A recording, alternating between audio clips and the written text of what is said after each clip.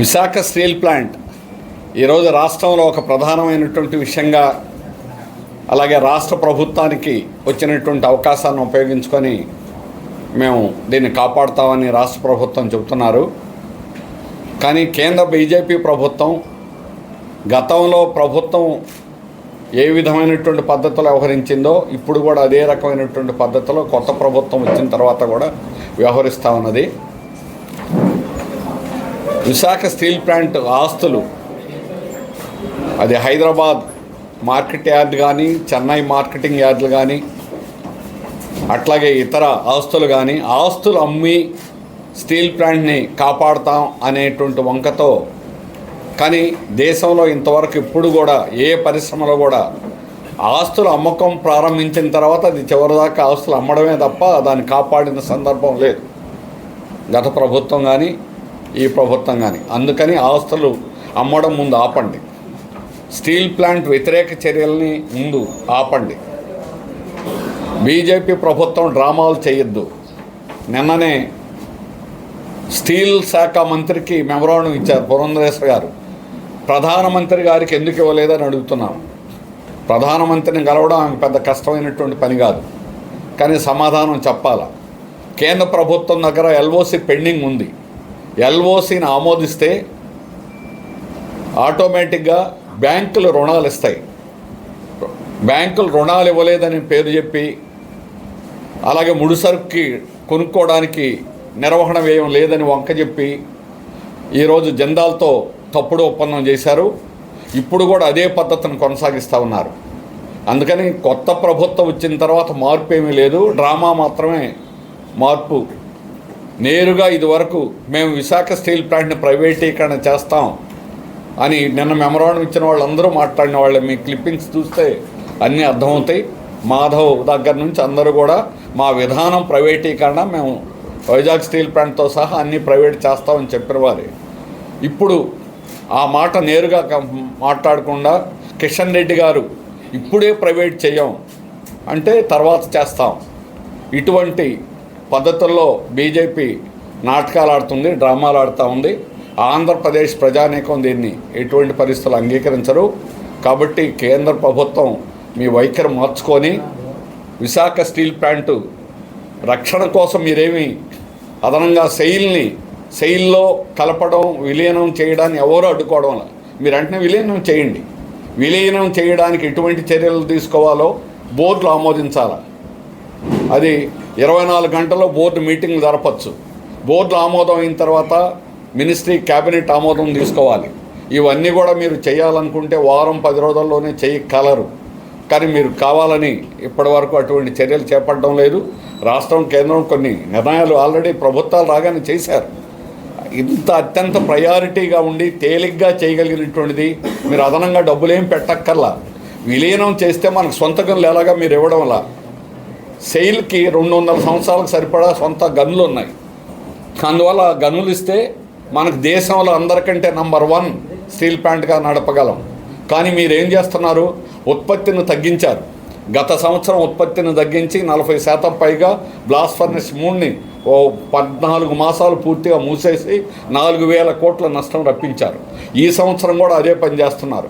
ఈ విధంగా చేసి సెయిల్ కూడా మేము దీంట్లో మెర్జి చేసుకోని ఇంత నష్టాల్లో ఉన్నది అని ఏదో వంక చెప్పి మళ్ళీ దీన్ని వెనక్కి నెట్టాలనేటువంటి కుట్ర తప్ప ఇంకొకటి కాదు.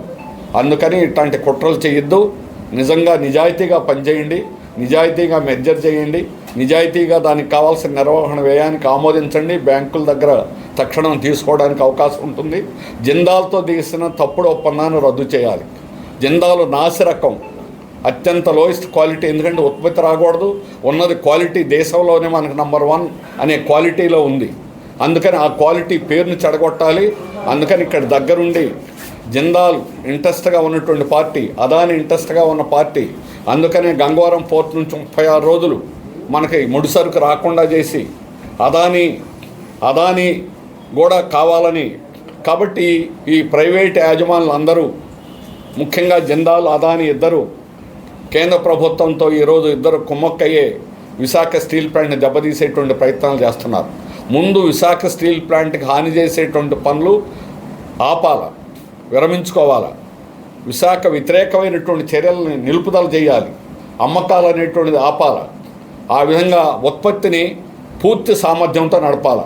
120% కూడా కొన్ని డిపార్ట్మెంట్ తీసిన శక్తి విశాఖ స్టీల్ ప్లాంట్కి ఉంది. బ్లాస్ట్ ఫర్నెస్ 110-120% దాకా ఉత్పత్తి సాధించింది. కానీ ఈరోజు కావాలని మీరు మూసేసి ఒక ఫర్నెస్ ఇప్పుడు నడవడం వల్ల జిందాల్ వాడికి ఒక ఫర్నెస్ ఇచ్చిన తర్వాత ఇంకొక ఫర్నెస్ ఆపేశారు. ఏమిటి లాభం? అందుకని 3 ఫర్నెస్లు నడపాలి. దేశంలో అత్యంత అందరికంటే కూడా సమర్థవంతంగా నడపగలిగినటువంటి శక్తి కలిగినటువంటి ఆఫీసర్లు ఉన్నారు.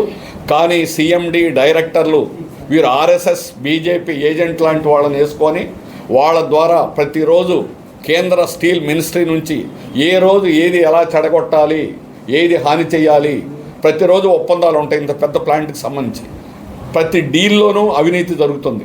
మా వాళ్ళు చూపిస్తారు ఎటువంటి రా మెటీరియల్ సప్లై చేస్తున్నారు. వాళ్ళు చేసిన ఒప్పందం ఇక్కడ విశాఖపట్నంలో ఒక డిఫెన్స్ కంపెనీ మాకు 5 కోట్లు స్టీల్ కావాలని 5 కోట్లు డబ్బులు కట్టారు. కానీ వాళ్ళకి ఇవ్వాల. 5 కోట్లు మెటీరియల్ కావాలని డబ్బులు కట్టారు. డబ్బులు కట్టిన వాళ్ళకు కూడా ఇవ్వాల డిఫెన్స్. ఎందుకంటే బయట విదేశాల నుంచి తీసుకోకూడదు అసలు. Vizag steel plant best quality. ఆ కంపెనీ నేను చెప్పడం నా దగ్గర ఆధారాలతో సహా ఉన్నాయి. కానీ వాళ్ళకి 5 కోట్లు డబ్బులు ముందు కట్టినా 6 నెలలు దాకా 1 టన్ను కూడా ఇవ్వాల. అప్పుడు దాన్ని వాళ్ళు ఇక్కడ రద్దు చేసుకొని సెయిల్కి వెళ్లాల్సిన పరిస్థితి వచ్చింది. కావాలని ఇవన్నీ కూడా విశాఖ స్టీల్ దెబ్బతీయాలని ఇప్పటికీ కూడా అదే పద్ధతిలో బీజేపీ 3వసారి వచ్చిన ప్రభుత్వం కూడా అదే పద్ధతిలో కొనసాగిస్తున్నది. మీ చర్యలు విరమించుకోకుండా దీన్ని పూర్తిగా నష్టాల్లోకి నెట్టి ఇంకా దీన్ని నడపలేం అని అనిపించాలనే ప్రయత్నం చేస్తున్నారు. ఇది రాష్ట్రానికి, ఈ రాష్ట్రంలో ఉన్నటువంటి ఏకైక భారీ పరిశ్రమకి తీవ్రమైనటువంటి హాని జరుగుతుంది. ఆంధ్రప్రదేశ్ ఈరోజు చాలా అడ్వాంటేజ్లో ఉంది. ఆంధ్రప్రదేశ్ ప్రభుత్వానికి అడ్వాంటేజ్ ఉంది.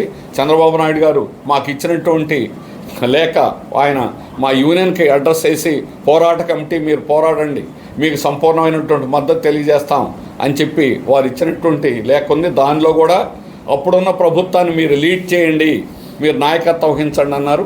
మేము అదే కోరుతున్నాం. మీరు ఈరోజు నాయకత్వం వహించండి. నాయకత్వం వహించడమే కాదు, నాయకత్వం వహించి దీన్ని సమర్థవంతంగా సాధించగలిగినటువంటి శక్తి మీకు ఈరోజు ఉంది. కింగ్ మేకర్గా మీకు రాష్ట్ర ప్రజలు, దేశ ప్రజలు కూడా అటువంటి అవకాశం కల్పించారు. దాన్ని ఉపయోగించుకొని విశాఖ స్టీల్ ప్లాంట్ని కాపాడాలని చెప్పేసి కోరుతున్నాం.